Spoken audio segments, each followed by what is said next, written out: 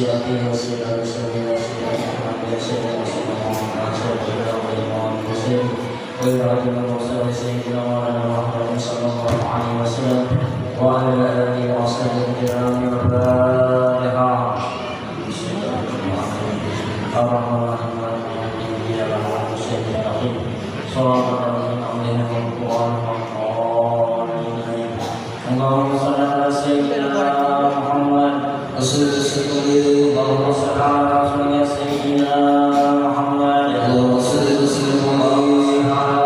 سيدنا ولينا شهيدنا رسولنا وبركتنا مولانا محمد اللهم صل على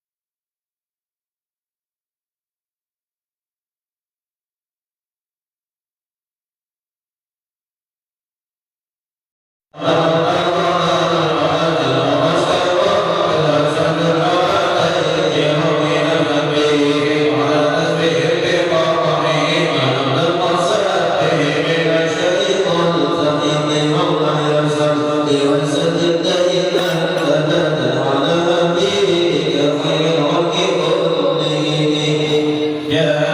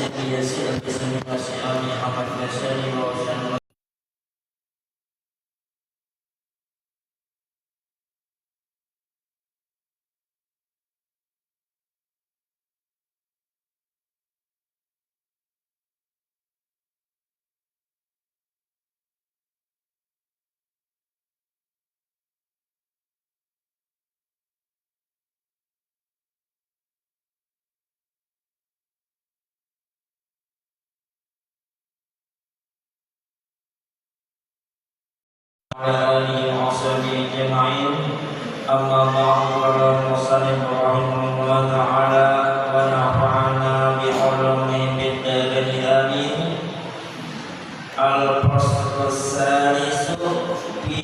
kaifiyati izalatin najasati. Kita menyambung akan pembelajaran kita, yaitu tentang pasal pembahasan yang ketiga pada kaifiyat. Kaifiyat itu bahasa Arab, kita cara-cara kita izalatul najasati, menghilangkan najis, menghilangkan najis. Cara-caranya bagaimana? Nah, di sini membicarakan tentang menghilangkan najis. Bermula pasal yang ketiga pada menyatakan kaifiyat menghilangkan akan segala najis dan mencucikan akan najis yang nampak atau pada hukmi yang tidak nampak, dan cara-caranya bagaimana kita mensucikannya, karena berhubungan dengan ibadah. Kalau ada najis baik di tempat kita sembahyang atau ibadah kita atau di pakaian kita ada mengandung najis, maka tidak sah sembahyang kita. Nah, kalau ada najis kemudian bagaimana kaifiyat cara-cara menghilangkannya, membersihkannya pada hukum syara, pada hukum ketahui olehmu, kata pengarang kitab di sini, ketahui olehmu. Siapa yang disuruh beliau mengetahui adalah orang-orang yang mau selamat dunia dan akhirat. Dunia selamat, akhirat selamat. Ketahui, kata pengarang kitab, siapa yang ingin selamat dunia dan akhirat, maka ia wajib mengetahui tentang hukum-hukum yang dibiarkan ini, tentang hukum najis.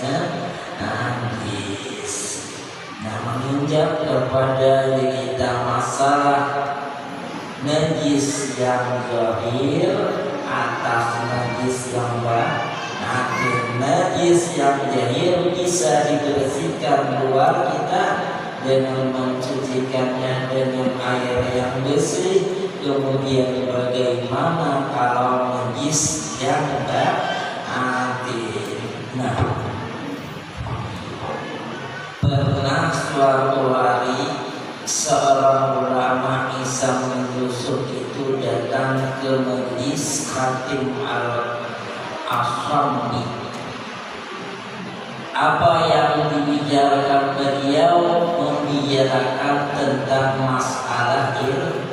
Seorang ulama, seorang alim, yang betul-betul mengamalkan ilmunya. Apabila mereka itu bertemu, pembahasannya pasti masalah-masalah ilmu, masalah-masalah untuk keselamatan dunia dan akhirat. Beda dengan orang yang biasa, mereka itu selalu memikirkan bagaimana selamat dunia dan akhirat. Yang lebih utama ke akhirat itu selamat. Nah, itu yang sangat mereka penting. Dan beda dengan seorang biasa, orang kadang-kadang membicarakan tentang kehidupan supaya lewat kehidupan bagaimana, tapi beda dengan ulama, pembicaranya beda dengan orang yang awam. Tujuan mereka itu adalah untuk selamat di akhirat, itu yang paling utama.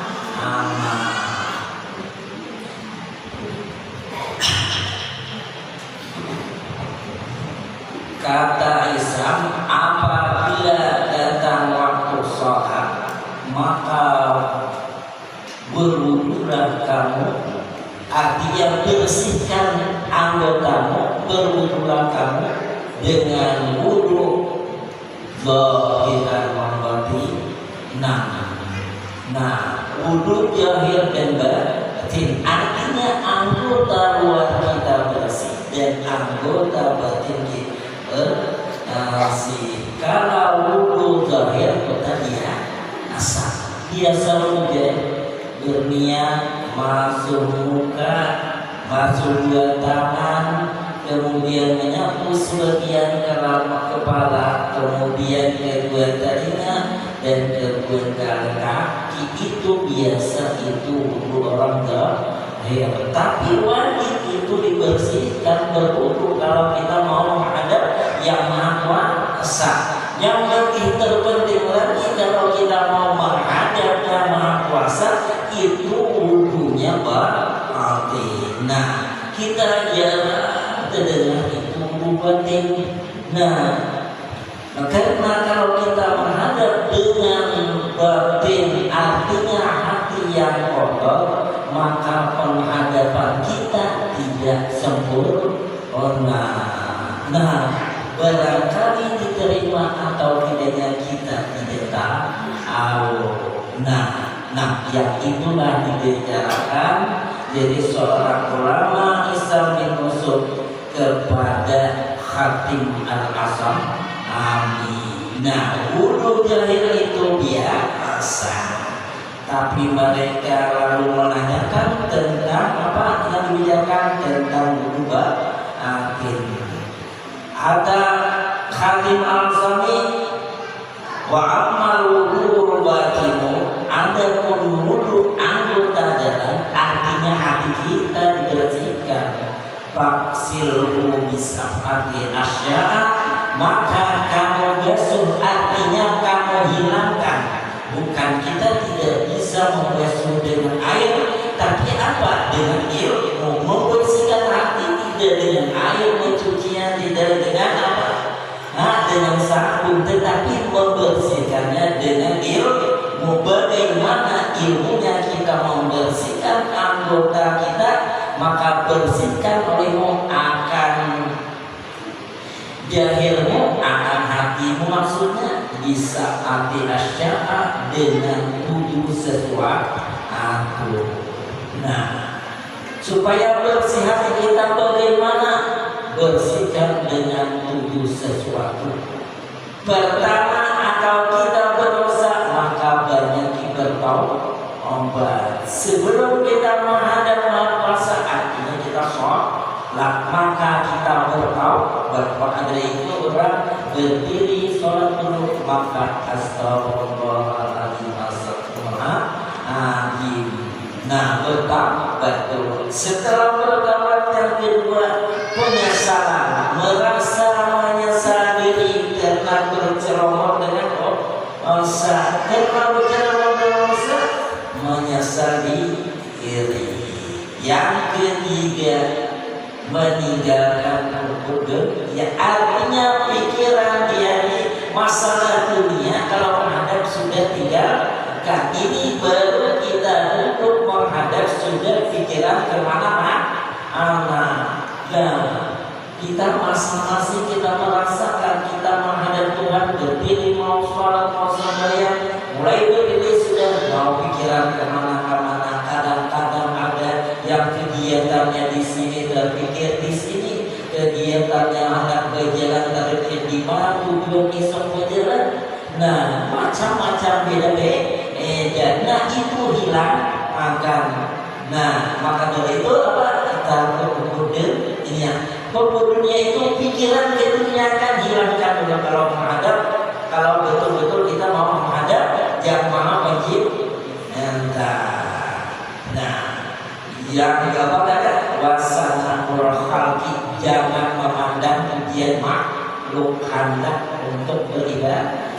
Tidak peduli makhluk, benci atau sayangnya makhluk tidak peduli, tidak memperdulikan akan pujian makhluk, caci makhluk, juga maki makhluk, tidak peduli. Kalau orang betul-betul mau menghadap kepada kita, Allah SWT tidak memperdulikan, baik dipuji tetap merasa ya tetap kalau dipuji, kalau dihina tetap kadada berubah. Jadi kadada masalah makhluk itu lah bisa sah dan cinta kepada penghadap, dan gunakan lagi kalau kita mau menghadap semuanya itu wal gili, rasa gili, rasa khianat, rasa apa? Khianat kepada orang lain, rasa sakit dan wal hasad, dan rasa nanti hati tidak senang kepada nikmat yang diberikan Allah kepada orang lain. Ayat itu wajib dihilangkan di dalam hati. Nah, supaya hati apa kita menghadap Allah SWT dan dengan bersih, supaya nilai ibadah itu ada yang bernilai. Memang kalau nilainya itu tidak sah, ada orang menghadap nilainya misalnya 100%, kita yang awam tidak ada. Mungkin kita bernilai 50 atau 25%, alhamdulillah sudah. Kalau diterima sekalipun nilainya rendah, tapi diterima agak diterima. Tapi yang jelasnya kita berusaha supaya nilainya itu tinggi. Nah, masalah nilai artinya pahalanya mendapat yang banyak. Jangan sampai kita kewiannya pekerjaannya sama lamanya, sama lawasnya, tapi nilainya sedikit. Kita kalau ibadah sama aja, orang juga 5 menit selesai, tapi upahannya tidak berdasarkan khusyuknya. Nah, itulah kita tentang apa? Ibadah di tadi kita membicarakan tentang kaifiat menghilangkan najis. Yang jelas kewajiban kita dua najis, batin, zahir dan batin itu wajib dihilangkan. Nah, terus sampai di sini kita masalah pembelajaran kita, insyaallah disambung oleh kita oleh Habib.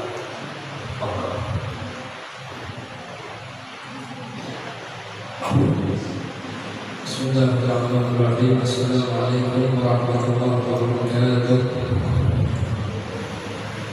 Alhamdulillah wassalatu wassalamu ala rasulillah sayyidina Muhammadin Abdillah wa ala alihi wa sahbihi wa la hawla wa la quwwata illa billah. Nawaitu ta'ala ta'lim kita tawakal wa al-amal wa istifadah min hasanat al-sudi bi kitabillah wa sunnati rasulillah. Berdoa dalam hal jemaah ta'ala wa Allah bihi wa bihi wa sababihi subhanahu wa ta'ala wa ba'du hadirin al-hadrat yang dirahmati Allah subhanahu wa ta'ala. Dan alhamdulillah kembali kita bertemu dalam keadaan sehat walafiat, dalam keadaan nikmat yang diberikan Allah subhanahu wa ta'ala.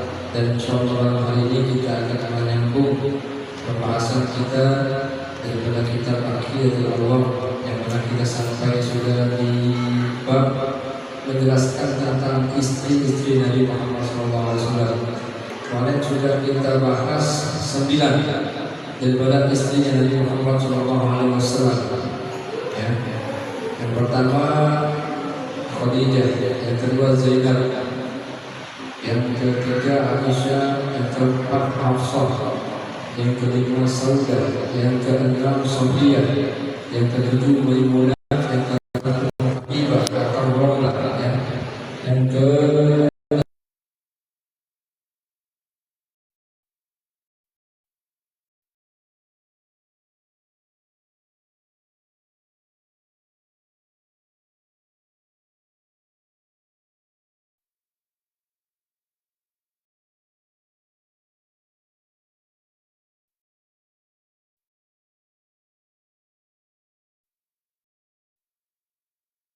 anak perempuan dari ibunya Nabi Muhammad. Ya, jadi abah Nabi Abdullah punya saudara Halimah. Nah, dari Halimah tadi lahirlah Zainab. Tazawwajaha Rasulullah sallallahu alaihi wasallam sanah khamsah. Rasul Shallallahu Alaihi Wasallam menikahi ini Zainab pada tahun kelima, dan sedangkan umur Zainab pada saat itu mencapai khamsa wa salasuna sanah. Zainab pada saat itu berusia 35 tahun. Wa kanat qablahu inda maulahu Zaid bin Harithah. Dan adapun sebelum menikah dengan Nabi, ya, Zainab ini sudah pernah menikah dengan hamba sahaya atau budaknya Nabi Muhammad yang bernama Zaid bin Harithah. Pasti tahu kita sama Zaidnya, sering ya kita dengar nama Zaid bin Harithah. Summa talaqaha, kemudian berpisah ya si Zaid ini dengan Zainab. Falamma qadat iddatuha zawwajahu Allah Ta'ala iyyaha. Dan ketika selesai iddah tolak ya, tolaknya selesai, maka Allah Subhanahu wa Ta'ala menikahkan Nabi Muhammad dengan Zainab.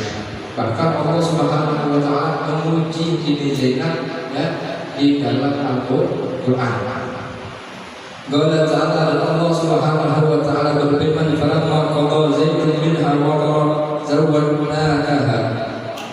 Dan Allah Subhanahu wa Ta'ala berfirman, dan ketika ini Zainab berpisah dengan Zaid bin Harithah, maka Allah Subhanahu wa Ta'ala menghadiahkannya, yaitu menghadiahkan Nabi Muhammad ya, menikah dengan Nabi Muhammad kepada Zainab. Ini Allah jelaskan dalam Al-Quran surah Al-Ahzab ayat 37 ya. Wa kana tattaqu bidzalika ala nisa'ihi sallallahu alaihi wasallam. Wa taqul inna Allaha ankahani iyyahu min fawqi sab'i samawat. Dan dalam hadis Nabi mengatakan sesungguhnya Allah Subhanahu wa Ta'ala menikahkanku dengan Zainab ini dari langit ke-7 ya, atas perintah Allah Subhanahu wa Ta'ala ya. Nabi menikahi Zainab ini atas perintah Allah Subhanahu wa Ta'ala. Wa fiha nazala al-hijab.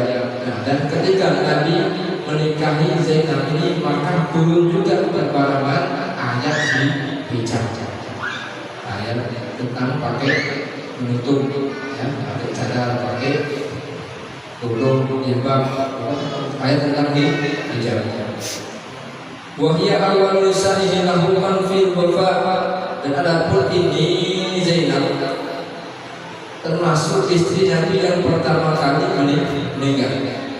Tufiyat sana istri Nabi khilafah Umar radhiyallahu anhu. Dan adapun Zainab ini meninggal pada tahun 20 di masa Khalifah Umar bin Khattab ya. Waqad balaghat sanatan wa khamsina sanah. Dan umur Zainab pada saat itu mencapai 53 tahun. Wa shalla 'alaiha Umar bin Khattab radhiyallahu anhu. Dan menyolatkan jenazah ini Zainab istri Nabi ini, yaitu adalah Sayyidina Umar bin Khattab. Lalu kita berbagi dan dikuburkan di pemakaman Baqi. Itu istri Nabi yang ke-10. Sekarang yang terakhir yang bernama Juwairah bintul Harits al-Khuzaiyah. Wa kanat fi sabaya Bani Mustalik bin Khuza'ah. Dan adapun Juwairiyah ini adalah seorang tawanan. Jadi umat Islam pada saat itu perang melawan Bani Mustalik ya. Perang dapat apa? Ditawan lah. Ini Khuza'ah, ini Juwairiyah ditawan oleh orang Muslim ini ya, tawanan. Waqa'at kisah jenis bin Qais bin Syammas al-Ansari. Dan adapun pada saat itu ini Juwairiyah ini terkena panahan oleh sahabat Nabi yang bernama Thabit bin Qais al-Ansari. Kemudian summa as'adahu Allah Ta'ala wa tazawwajaha sallallahu alaihi wasallam wa hiya bintu ishrina sanah. Dan kemudian Allah memberi kabar gembira kepada Juwairiyah ini ya, yaitu Allah Subhanahu wa Ta'ala memerintahkan Nabi untuk menikahi ini Juwairiyah karena dia ditawan tadi ya, maka dibayar sama Nabi ya, lepas dari tawanan, terus dilepaskan oleh Nabi, bukan menjadi budak, maka setelah itu dinikahi oleh Nabi Muhammad. Maka itulah ya cara Allah Subhanahu wa taala memberikan kesenangan kepada Juwairiyah. Ya, sudah dilepaskan dari tahanan, kemudian dinikahi oleh Nabi Muhammad SAW. Dan pada saat itu umur Juwairiyah berusia 20 tahun. Waktu di Madinah sana situ Waqamsin, dan ini Juwairiyah meninggal di Madinah pada tahun 56. Wasalla alaiha Marwan bin Hakim, ya, dan disolatkan dan menyalurkan ini Juwairiyah, yaitu adalah Khalifah Marwan bin Hakim. Ya, sering kita dengar Khalifah Marwan bin Hakim. Waqad balagha sab'ina sanah, dan umur Juwairiyah sampai 70 tahun. Ya, setelah dinikahi Nabi umur 20 tahun, Nabi meninggal, masih hidup ini Juwairiyah, dia sampai umurnya 70 tahun.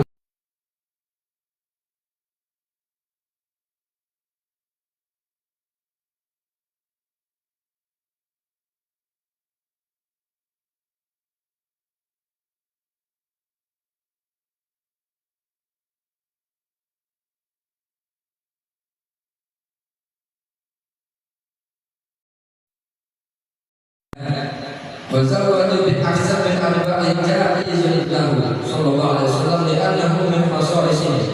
Ya, Nabi Muhammad sallallahu alaihi wasallam menikah lebih dari 4 itu boleh untuk Nabi, karena itu kekhususan Nabi Muhammad. Ya, cuma buat Nabi Muhammad yang Allah berikan kekhususan nikah lebih dari 4 istri. Kalau kita 4 boleh, mau 5 nggak boleh. Ya. Kalau kau ya, puting aja susah. Ya. 2, 3, 4 susah. Nah, jadi ada 4 golongan yang boleh menikah lebih dari 1. Ya. Golongan pertama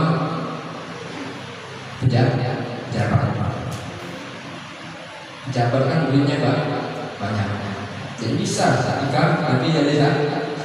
Nah, kita lihat kita ini pejabat atau bukan. Nah, kalau kita bukan pejabat berarti tidak bisa. Yang kedua, yang boleh nikah lebih dari 1 adalah para kaya, tapi kayaknya kaya betul, ya, kayak Haji Amin banyak duitnya, maka bininya banyak. Kita kaya enggak? Kira-kira. Nah, kalau kita enggak kaya, ya jangan coba. Ya, di mama ya dia. Itu golongan yang kedua. Yang ketiga, ustaz, guru, kiai, apa ya?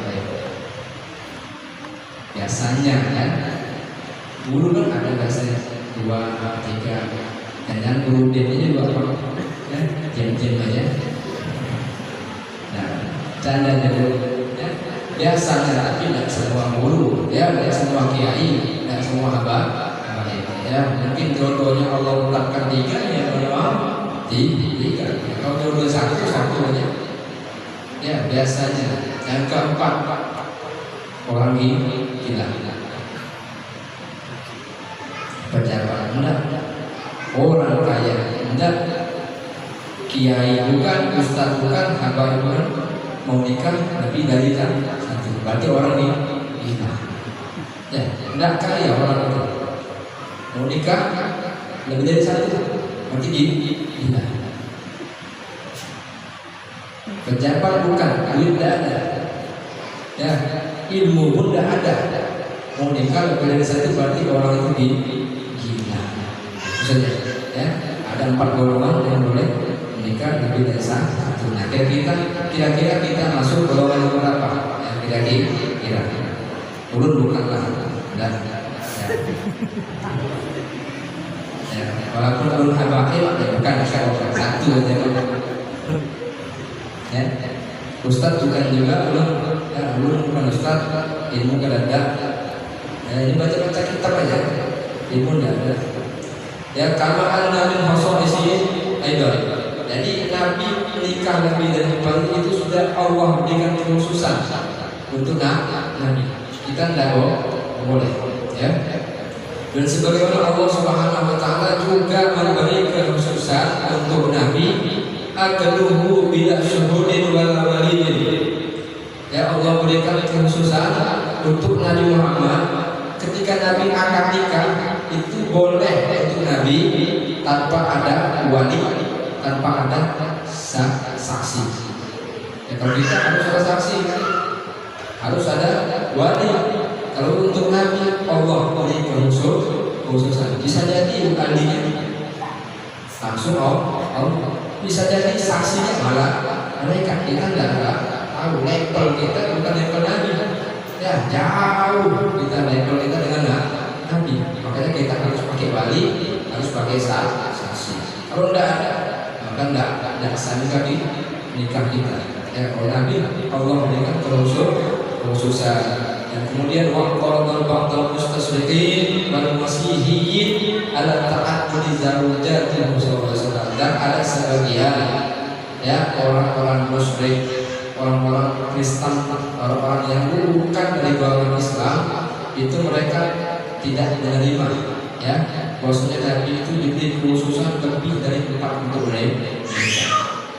Ya, orang yang Yahudi, orang Nasrani, orang Kristen, orang apalah ya, yang benar dari golongan Islam, mereka tidak setuju bahwasanya Nabi itu diberi kekhususan nikah lebih dari 4, nikah lebih dari 1. Kan ada di agama apa? Pokoknya kalau orang nikah, meninggal bini tidak boleh lagi nikah. Walaupun umurnya masih muda. Misal orang itu nikah umur 20 tahun, 2 hari meninggal istrinya, tidak boleh lagi nikah sampai orang itu mati. Ada itu, anak lupa agama mana? Ya, ada. Pokoknya satu itu. Entah istrinya menikah ataupun suaminya menikah, dia tidak boleh nikah lagi. Ada. Ya, makanya mereka tidak terima. Ya, Nabi Muhammad nikah lebih dari 1. Wa ta'lamu bi annahu kana rajulan sahwaniyya, dan mereka menuduh bahwasanya Nabi Muhammad ini menikahi para istri-istrinya dengan syahwat. Ya, ini pikiran mereka, pikiran yang jelek, pikiran yang kotor. Ya, Nabi menikahi istri-istrinya bukan karena syahwat, karena banyak perintah dari Allah Subhanahu wa Ta'ala. Tadi kita baca, Allah turunkan ayat Allah untuk menyenangkan hati si fulana, untuk menyenangkan hati istri Nabi, dinikahkan dengan Nabi, bukan karena syahwat dari Muhammad, tapi orang-orang yang luar dari Islam, mereka itu tuduhannya sangat jelek kepada Nabi Muhammad. Nah, kita jangan sampai terpikiran begitu, ya. Didikan yang baik-baik kepada Nabi Muhammad.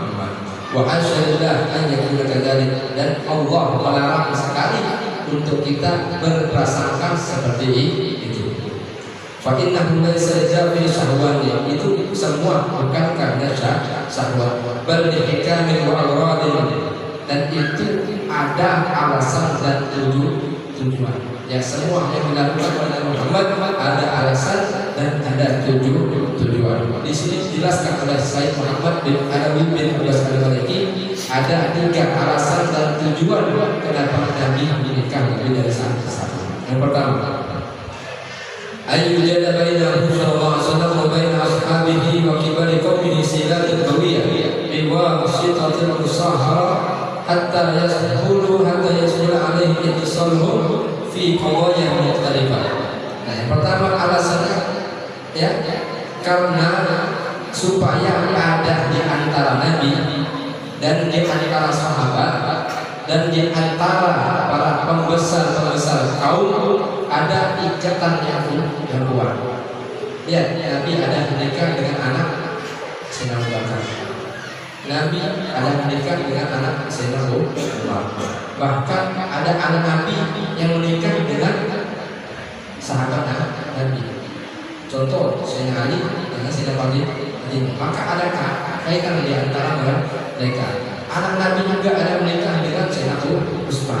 Maka ada kaitan yang kuat kepada mereka.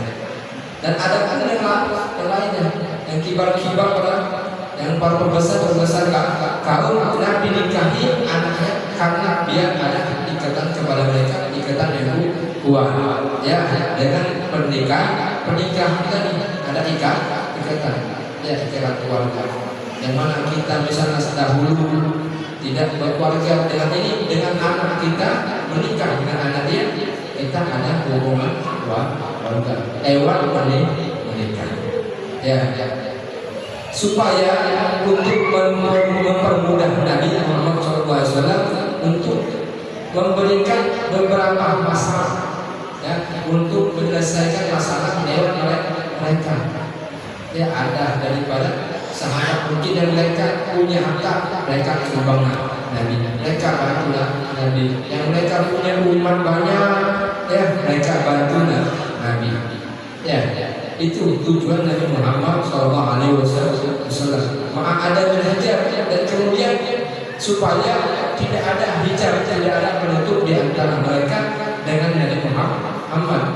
Karena pada saat itu turun ayat hijab. Tadi saya bacakan ya, ketika Nabi menikahi salah satu istri Nabi, maka berbarengan juga turun ayat hijab. Nah, jadi enak Nabi komunikasinya itu enak karena ada ikatan keluarga. Ya. Kalau kita tidak ada ikatan keluarga kadang malu gitu. Ya. Mau ngomong sama orang tua malu, apalagi mau ngomong sama perempuan. Ya. Kayak pean ya. Mau ngobrol sama bini hamil malu pasti. Karena tidak ada ikatan. Dan anak pun mau ngomong sama istri sampean malu juga. Karena tidak ada ikatan. Dan itulah tujuan dari Muhammad sallallahu alaihi wasallam. Wa hadza mimma yusa'idu lidafi'il mabadi'i Islam wa nasr da'wat Islamiyah. Dan inilah untuk membantu Nabi Muhammad mempertahankan agama, untuk mempertahankan leluhur mereka. Dan untuk Nabi menyebarkan dakwah Islam. Nah, ini tujuan dari Muhammad nikah Nabi dari satu. Itu yang pertama. Yang kedua, hayatuhu sallallahu alaihi wasallam terus di ummatihi wa qudwatan hasanah. Yang kedua, kehidupan Nabi Muhammad sallallahu alaihi wasallam adalah pelajaran untuk umatnya dan contoh yang baik untuk umat Nabi Muhammad. Fafi tazawwajuhu sallallahu alaihi wasallam bi aktsari min arba'ati manfa'atin kabirah lil ummah. Dan ada pun menikahnya Nabi lebih dari keempat itu ada manfaat yang besar untuk umat. Kayyan kulna ilaina ma yata'allaqu bi hayatihim yawmiyyah. Ya, ada manfaat yang besar untuk umatnya agar sampai kepada kita apa-apa yang berkaitan dengan keseharian Nabi Muhammad. Coba kita bayangkan, kita bertemu nggak dengan Nabi? Enggak. Dari mana kita tahu pakai siwak itu sunnah? Nah, kalau bukan dari hadis yang dibawakan oleh para sahabat, dibawakan oleh istri Nabi. Banyak istri Nabi meriwayatkan hadis an Aisyah, an Hafsah, an ini. Jadi hadis tadi kita tahu keseharian dari Muhammad. Sunnah Nabi makan tangan kanan. Emang pernah lihat Nabi makan tangan kanan? Tidak apa. Nabi kalau minum dulu, pernah lihat Nabi minum dulu? Tidak apa. Pernah. Lewat hadis tadi kita tahu. Ya, ini sunnah Nabi, ini yang dilarang Nabi, ini yang tidak boleh, ini yang makruh. Jadi hadis tadi yang disampaikan oleh para sahabat, para istri Nabi Muhammad sallallahu alaihi wasallam. Kama annahunna a'rafu bidzalik, dan sebagaimana mereka para istri Nabi itu sangat mengetahui keseharian Nabi Muhammad.